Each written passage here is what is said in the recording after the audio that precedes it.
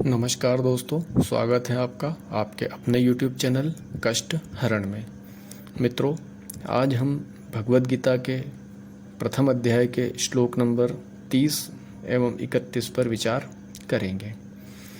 न च शक्रोम्यवस्थातुं भ्रमतीव च मे मनः निमित्तानि च पश्यामि विपरीतानि केशव।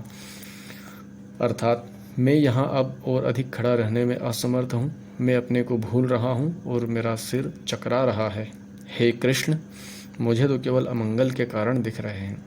तात्पर्य: अपने अधैर्य के कारण अर्जुन युद्ध भूमि में खड़ा रहने में असमर्थ था और अपने मन की इस दुर्बलता के कारण उसे आत्म विस्मृति हो रही थी। भौतिक वस्तुओं के प्रति अत्यधिक आसक्ति के कारण मनुष्य ऐसी मोहमयी स्थिति में पड़ जाता है। ऐसा भय तथा मानसिक असंतुलन उन व्यक्तियों में उत्पन्न होता है जो भौतिक परिस्थितियों से ग्रस्त होते हैं। अर्जुन को युद्ध भूमि में केवल दुखदायी पराजय की प्रतीति हो रही थी, वह शत्रु पर विजय पाकर भी सुखी नहीं होगा। निमित्तानि विपरीतानि शब्द महत्वपूर्ण है। जब मनुष्य को अपनी आशाओं में केवल निराशा दिखती है तो वह सोचता है कि मैं यहाँ क्यों हूँ। प्रत्येक प्राणी अपने में तथा अपने स्वार्थ में रुचि रखता है, किसी की भी परमात्मा में रुचि नहीं होती। कृष्ण की इच्छा से अर्जुन अपने स्वार्थ के प्रति अज्ञान दिखा रहा है। मनुष्य का वास्तविक स्वार्थ तो विष्णु या कृष्ण में निहित है। बद्ध जीव इसे भूल जाता है, इसलिए उसे भौतिक कष्ट उठाने पड़ते हैं। अर्जुन ने सोचा कि उसकी विजय केवल उसके शोक का कारण बन सकती है, परंतु उसे यह ध्यान रखना चाहिए कि स्वयं भक्तवत्सल भगवान श्री कृष्ण उसके साथ हैं। श्लोक नंबर 31। न च श्रेयो अनुपश्यामि हत्वा स्वजन्माहवे न कांगे विजयम कृष्ण न च राज्यम सुखानि च। अर्थात, हे कृष्ण, इस युद्ध में अपने ही स्वजनों का वध करके न से मुझे कोई अच्छाई नहीं दिखती और न मैं उससे किसी प्रकार की विजय, राज्य या सुख की इच्छा रखता हूँ। तात्पर्य: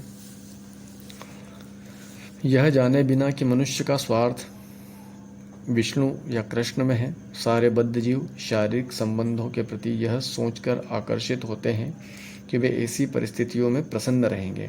ऐसी देहात्म बुद्धि के कारण वे भौतिक सुख के कारणों को भी भूल जाते हैं। अर्जुन तो क्षत्रिय का नैतिक धर्म भी भूल गया था। कहा जाता है कि दो प्रकार के मनुष्य परम शक्तिशाली तथा जाज्वल्यमान सूर्यमंडल में प्रवेश करने के योग्य होते हैं।